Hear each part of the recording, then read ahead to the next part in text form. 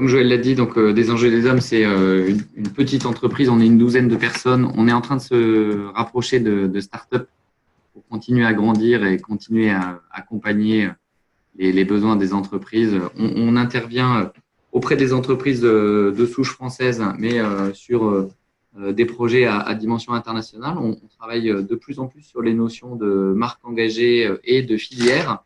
J'ai vu que certains d'entre vous travaillaient dans les filières agroalimentaires. Donc ça, c'est important. On a des bureaux de représentation sur plusieurs continents et notamment à Madagascar, donc à Tananarive et à Dakar, ce qui nous permet aussi d'accompagner directement des entreprises leaders de certains marchés africains. Le but des enjeux des hommes, c'est que le monde aille mieux. Pour que le monde aille mieux, on pense qu'il y a plein d'acteurs qui doivent s'engager, mais notamment les entreprises privées, qui sont nos clients principaux. Et on considère que pour que ce changement s'opère, il faut qu'on travaille sur la prise de conscience, la montée en compétences, la montée en motivation des hommes et des femmes qui travaillent dans ces organisations, depuis les gens qui sont sur le terrain, dans les usines, sur le marché, mais aussi évidemment en passant par certains métiers clés et puis par les directions générales.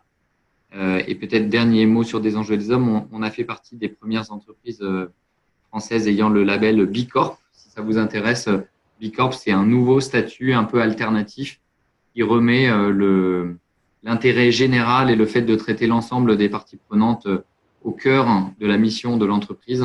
Et c'est très en écho à ce que, en tout cas en France, la loi Pacte vient de promouvoir. Mais je ne m'étends pas puisque plusieurs d'entre nous ne sont pas directement impactés par cette loi.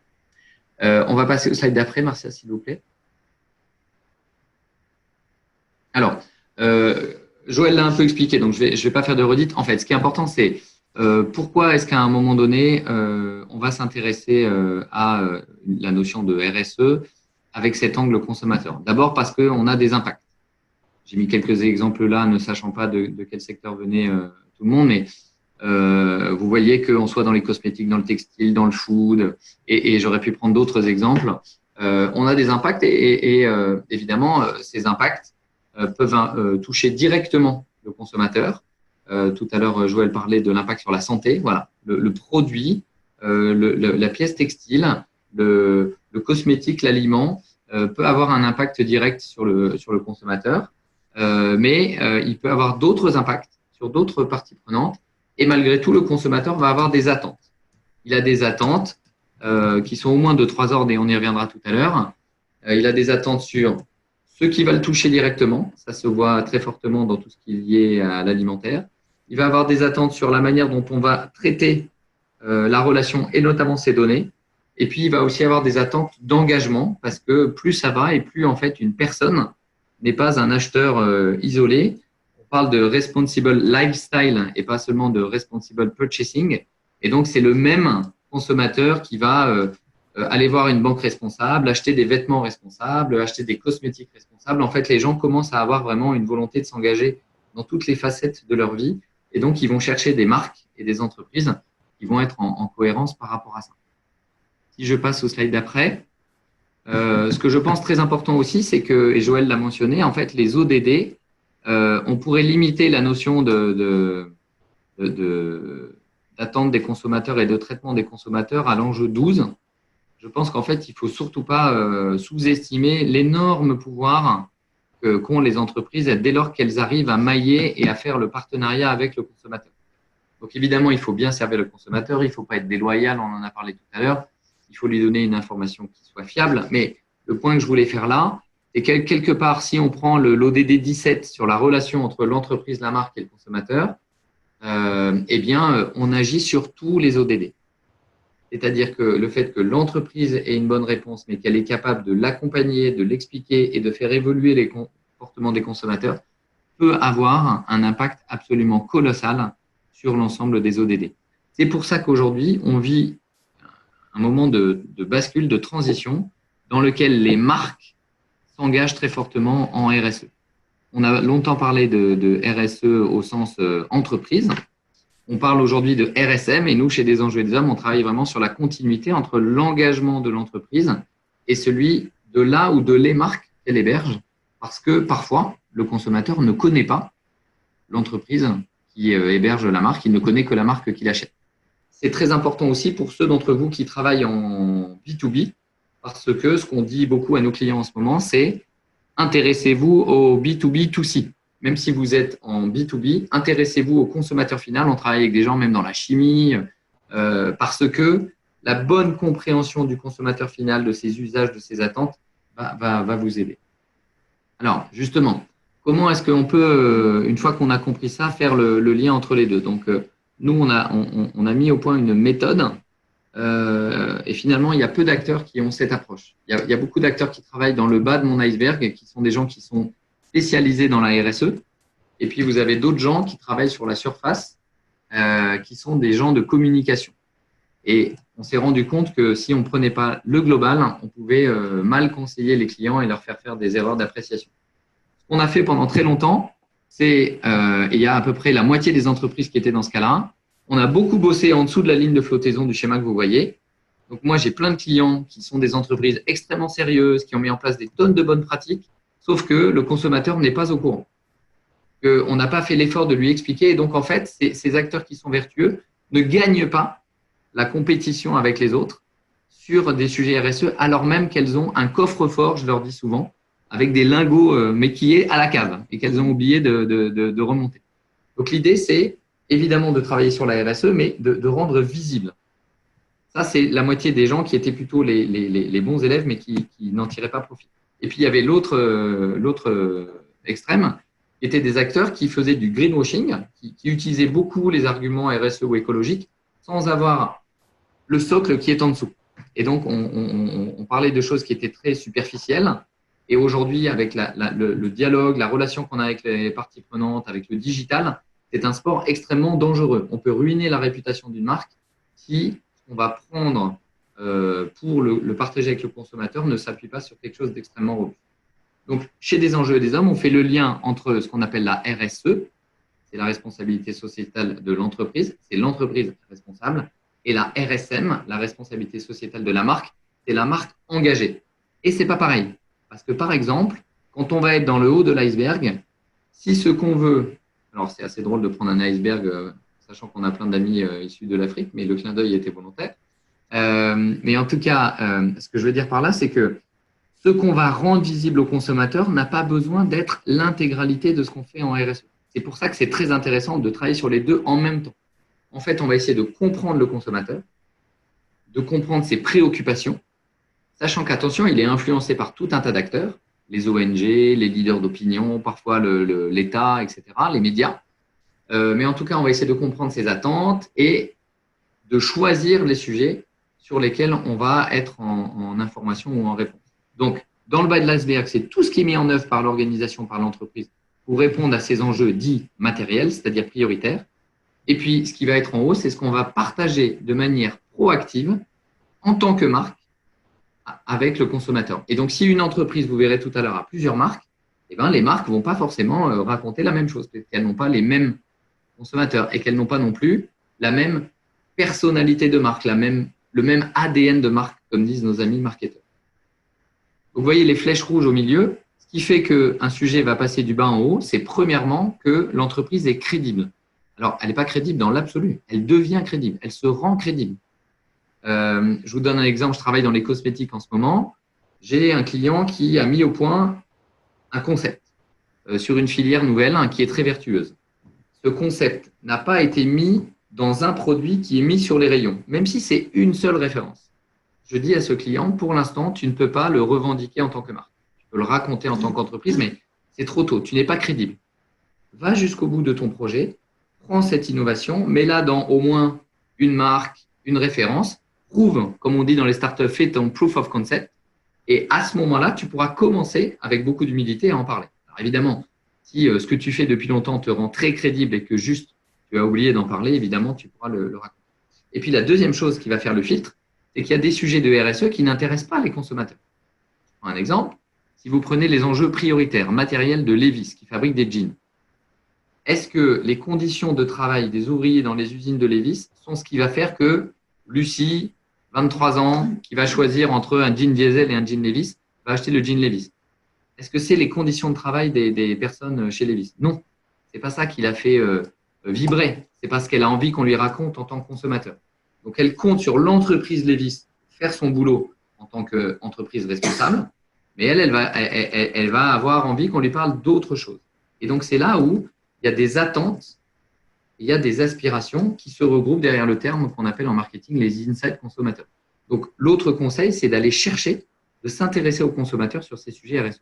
Alors, quelques exemples, parce que qu'est-ce qui est attendu? Et Joël l'a très bien dit, donc j'illustre que par quelques exemples. Ce qui est attendu, c'est de donner une information claire et pertinente aux consommateurs. Ça, c'est le premier point. Déjà, l'exemple de Nestlé est intéressant. Vous voyez en bas à droite ce qui est réglementaire, l'affichage nutritionnel. Tout le reste, c'est du bonus. Et en bas à droite, c'est ce qui est légal. Nestlé a fait ça, puis a décidé de donner des conseils sur comment bien utiliser le produit, puis a décidé de donner des liens, des codes à scanner, etc., pour obtenir plus d'informations ou des numéros verts que je peux appeler pour avoir des conseils, et donne même les conseils de tri français. Donc, je fais ce qui est dû, mais j'ai une opportunité d'aller au-delà. En tout cas, ce qui est important, c'est que si je ne donne pas cette information, si je ne suis pas transparent, si je ne la rends pas accessible, d'autres le feront à ma place. Et en France, en tout cas, on a vraiment vu l'explosion de Yuka, qui est une application qui donne des informations sur les cosmétiques. Je crois qu'on a passé la barre des 8 millions de personnes pour l'utilisation de cette appli. Donc, si vous êtes metteur sur le marché ou si vous êtes fournisseur de quelqu'un qui met sur le marché, on va vous demander de l'information parce que vous allez devoir donner une information fiable, sinon ce sont d'autres que vous qui la transmettent. Donc, première attente, information claire et pertinente. Deuxième attente, c'est un traitement du client et notamment de ces données qui est à son bénéfice. Donc, vous voyez là le schéma du parcours client, comment un parcours client peut se comporter. Je ne le détaillerai pas là parce qu'on a peu de temps. On est passé d'un multicanal où les canaux ne fonctionnaient pas ensemble à de l'omnicanal, c'est-à-dire qu'on prend le parcours client comme si c'était un seul et même parcours et on essaye de faire en sorte que la boutique, le téléphone, le site internet apportent des informations complémentaires. Ce qui fait que dans l'entreprise, des gens qui ne se parlaient pas du tout sont obligés de se concerter.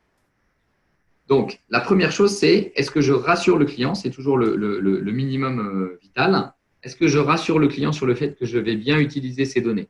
Si on ne fait pas ça, demain, on aura des interdictions d'utiliser les data. Il y a même des marques qui aujourd'hui se positionnent dans le no data en disant je ne collecterai pas vos data. Si on veut pouvoir utiliser ces data, il faut le faire avec responsabilité. Donc, au-delà des règles type RGPD dans la réglementation européenne, c'est plutôt que le consommateur ait le sentiment, la conviction que s'il vous donne des données, c'est à son bénéfice, que vous allez lui proposer des choses qui sont à son bénéfice. Et il y a toute une réflexion sociologique aujourd'hui sur le fait que les choses qui analysent les comportements considèrent qu'un individu est simplement le prolongement de ce qu'il est déjà. Parce que j'ai acheté une cuisine en bois pour mes enfants, on va me reproposer des cuisines en bois pour mes enfants. Mais ça ne sert à rien, j'en ai déjà acheté une. Donc, il y a une notion d'intelligence, de l'évolution du partenariat avec le consommateur qui est quelque chose de nouveau et qu'on a besoin de faire parce que le retail souffre énormément dans nos pays globalement parce que il n'a plus de valeur ajoutée. Donc, faire de ce parcours client un moment dans lequel on dit touch point, est vraiment nourri et intéressant et donc il faut l'optimiser. Alors, quelques exemples. Vous avez par exemple Mondelez qui fait des produits grand public type gâteau, etc. Il donne l'affichage nutritionnel aux mamans et aux papas, mais il donne des conseils sur le bon goûter, le bon petit déjeuner, etc. Donc, en fait, on passe d'une information sur je te donne des informations claires à tu me dis quel âge tu as, tu me dis quel âge ont tes enfants, etc. Et en retour, je crée des outils qui te permettent de faire des repas équilibrés pour tes enfants. Ensuite, ce qui est intéressant, c'est justement, à partir du moment où on entre dans cette logique de responsabilité qui va vers l'engagement, à ce moment-là, si on le fait de la bonne manière, si on a solidifié la base de mon iceberg pour ensuite choisir un certain nombre de sujets sur lesquels on va pouvoir converser et s'engager avec le consommateur, on peut commencer à créer des choses qui sont très différenciantes. Là, vous avez la pyramide assez connue des besoins auxquels répond un produit ou un service. D'abord fonctionnel, il faut que ça réponde à ce à quoi je voulais l'utiliser. Ensuite émotionnel, il est joli, il est doux, il est agréable à utiliser, etc. Et puis enfin, vous avez le bénéfice qu'on a rajouté en haut, qui est le bénéfice de sens.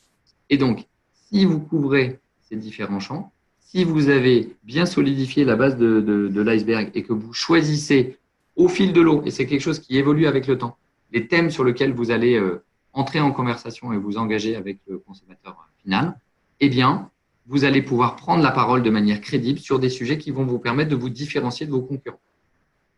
Exemple de Findus qui parlait des ressources halieutiques, donc les ressources en poisson qui étaient menacées.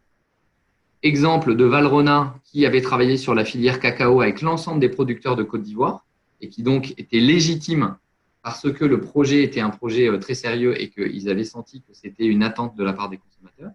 Jusqu'à Bell Food Service en haut à droite qui revendique d'être un acteur qui est crédible sur le gaspillage à cause de la portion. Et donc, comme ils font des portions et qu'ils considèrent que ça évite le gaspillage alimentaire, ils sont crédibles. Et puis enfin, j'ai mis pour le clin d'œil Innocent. Et là, on est sur une opération plutôt sociétale. Hein, c'est d'aide aux petits frères des pauvres. C'est une ONG française qui aide les gens en difficulté. Mais vous voyez que toutes ces marques ont en commun d'avoir travaillé leurs enjeux en tant qu'entreprise, puis d'avoir choisi les thèmes sur lesquels elles vont prendre la parole en tant que marque. Et donc, si on répond aux attentes basiques du consommateur en termes de protège-moi, traite-moi bien, ensuite, on peut aller vers quelque chose qui va être ce qui se passe en ce moment dans les marques positives et engagées. Et donc, juste ça, on ne s'étendra pas parce que ça pourrait être un webinaire en soi. On a aussi construit chez Des Enjeux et des Hommes une méthode qui permet à une entreprise qui a plusieurs marques de bien organiser tout ça. Ça s'appelle l'arbre du sens, le schéma que vous avez sous les yeux.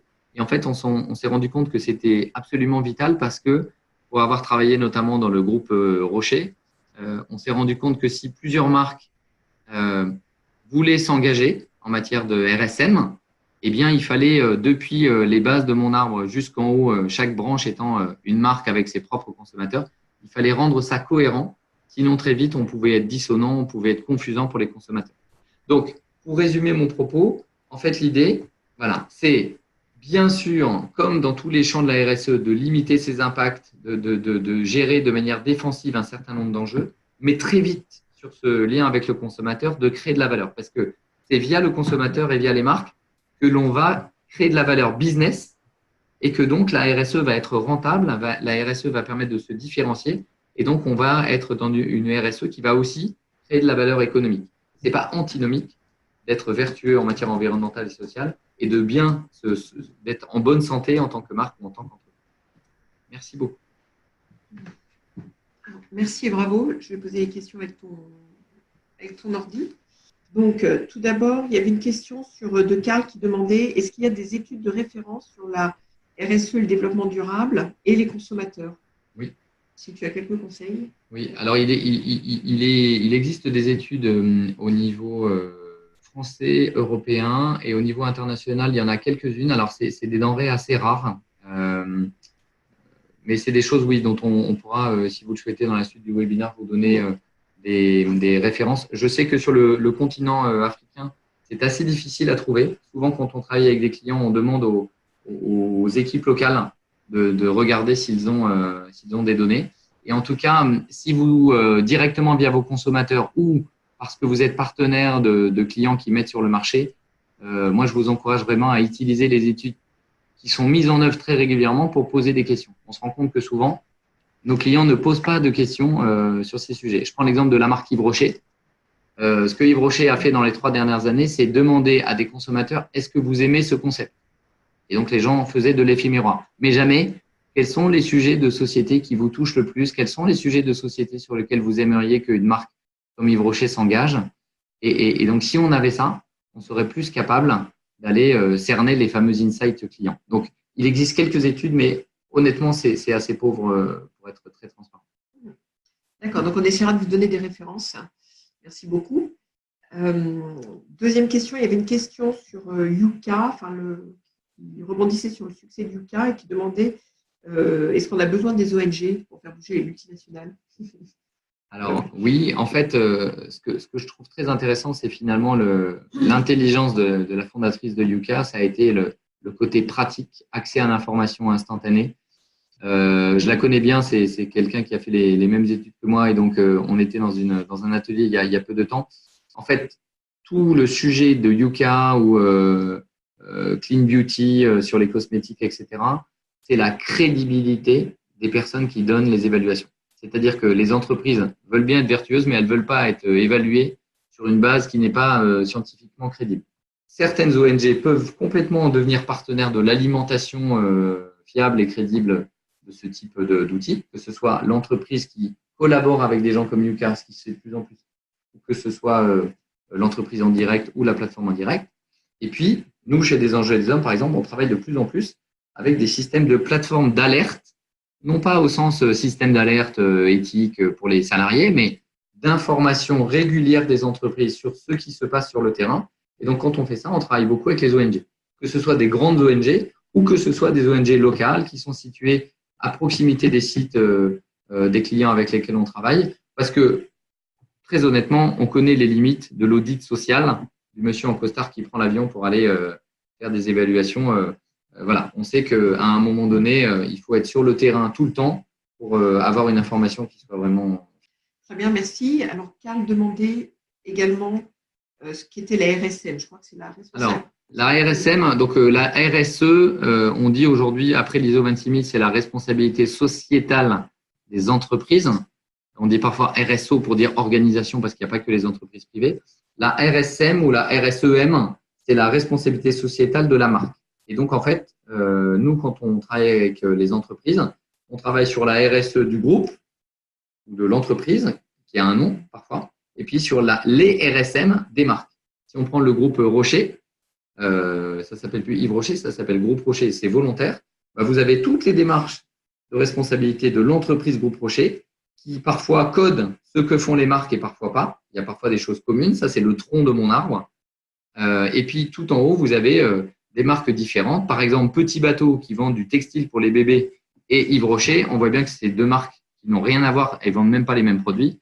Et donc, de toute façon, les sujets de RSM qu'elles vont décider de partager avec leurs consommateurs ne seront pas les mêmes. Mais elles appartiennent à une entreprise qui a des convictions, qui a des engagements. Et donc, parce qu'elles ont ça en commun, il y a des choses qui vont être transversales. Très bien. Monsieur Guelab Abderrahman, qui disait que le monde est de nouveau sur une problématique de gouvernance mondiale. On doit converger vers un modèle économique à prédominance environnementale. Bon, je ne sais pas si tu as quelque chose à rajouter là-dessus. Alors, moi, je trouve qu'il y avait une conférence, il y a un TEDx très intéressant pour ceux qui ne l'ont pas vu, porté par le WWF, je crois me souvenir, qui disait, en fait, il y a 100 marques. Alors, il mélange un peu les entreprises et les marques. Parce que parfois, l'entreprise et la marque, c'est le même nom. D'accord ? Mais si on met de côté cette complexité, il disait, en fait, il y a 100 marques qui, si elles bougeaient, ferait basculer le monde de manière vertueuse. Parce que quand on regarde leur pouvoir économique, leur pouvoir d'achat, c'est-à-dire ce qu'elles achètent, leur influence sur le comportement des consommateurs, etc., il suffirait que l'ensemble de ces 100 marques basculent pour qu'on assiste à un changement définitif. Donc, il ne faut pas négliger les marques, il faut juste être très prudent. Et je m'adresse à ceux qui pourraient avoir envie justement de jouer à ce jeu de mise en avant de thèmes. Si vous tapez Dove et Greenpeace, ça vous rappellera, vous verrez deux vidéos pour ceux qui ne les connaissent pas. C'est un vieux cas d'école, mais dans lequel Dove avait choisi un thème qui était un thème très pertinent, mais qui a finalement eu un effet boomerang assez négatif parce qu'il y a une ONG qui a jugé que le thème qu'elle avait choisi n'était pas celui sur lequel elle était attendue en priorité. Donc, il faut d'abord balayer devant sa porte, connaître les enjeux sur lesquels on est attendu, pour ensuite, et là on est dans le bas de mon iceberg, choisir ceux sur lesquels on va construire. Et donc, c'est un sport différent. Et je vous donne un dernier exemple. Quand vous êtes dans le bas de l'iceberg, vous pouvez avoir un enjeu très important et sur lequel vous êtes plutôt performant. Donc, vous pourriez vous dire, ah, génial, nous allons communiquer dessus, le faire connaître à tout le monde. Oui, mais il est possible que ce sujet, votre principal concurrent, l'ait préempté bien avant vous. Et ça fait déjà 3 ou 5 ans qu'il a occupé le terrain. Eh bien, quand on est dans le haut de l'iceberg, on fait des choix. La marque, elle doit se différencier. L'entreprise, elle doit être performante. Ça veut dire que peut-être, en tant que marque, vous n'allez pas choisir ce thème, alors qu'en RSE, c'est quelque chose sur lequel vous pourrez prendre la parole. Vous allez chercher un autre thème, vous allez faire un pas de côté pour essayer de vous différencier. Donc, c'est deux manières de traiter l'engagement qui sont différents. Et donc, il faut bien vous entourer et en tout cas, vous assurer que les gens qui vous conseillent en communication aient un bon niveau de maturité pour ne pas faire d'erreur parce que la marque, c'est quelque chose de précieux et on peut ruiner le patrimoine d'une marque très vite si on fait des erreurs.